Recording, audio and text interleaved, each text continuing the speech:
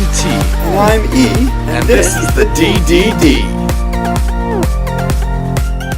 Great morning, holy brothers and sisters! Today we are in AvodahZara, up to page number 69. On 69a4, the Gemara says that an Amma Aretz, someone who's not learned and could be ignorant of different laws and customs and things related to the different things involved in different topics, especially within Judaism and Jewish custom, this Amma Aretz, this person, is not particular about contact by his fellow Am Haaretz, by his fellow ignoramus, which is the word that they technically use.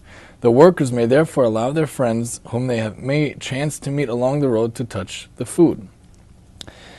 And the notes say, although their employer had them immersed in a mikvah, they consider this to have been an act of excessive piety. In their view, in Amma Aretz, this ignoramus is tahor, is pure, even without immersion. Hence, should they meet a fellow ignoramus Amma Aretz along the way, they would have no compunction about allowing him to touch the articles they are carrying, as long as there is no chance that their overly zealous employer will see this occur. So the practical tidbit that we can learn is that we too should not be particular about people we meet and people we chance along the way. Rather, we should actually learn from everyone we meet. And the Mishnah in Pirkei Avos, the chapter teaches us, the paragraph within one of the chapters says we should learn from everyone. Who is wise? Someone who learns from everyone. So we should realize that a chance encounter really is not chance, and we should learn whatever we can from every encounter we have.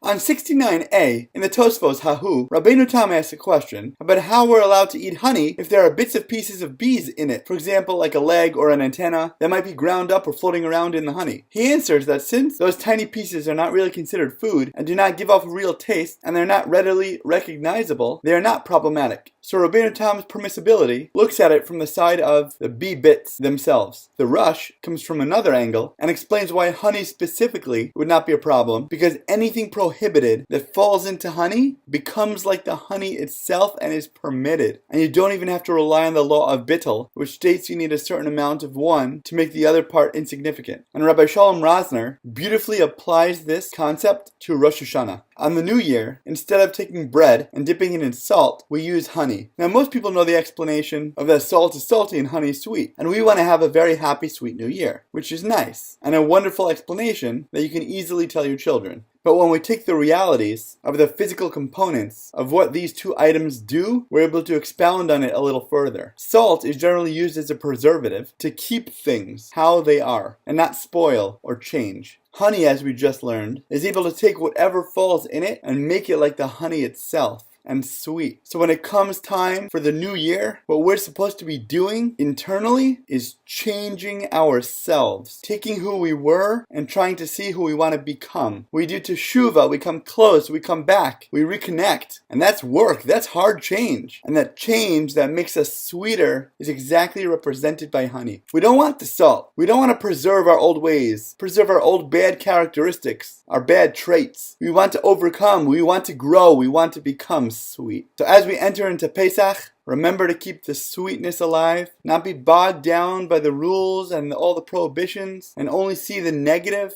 but become enlightened, become excited, become inspired by not only the story of what we went through to become who we are today, but to use it in the present to springboard to the future, to become even sweeter inside ourselves, with our relationships with our family and friends, and of course ultimately with our Creator. As always, it's been so sweet learning with you, and if you enjoyed this honeylicious lesson, please remember to like, comment, share, and borrow, and please God, we'll learn again tomorrow.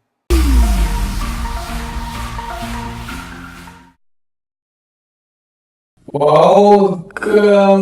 Great morning, great morning, great morning.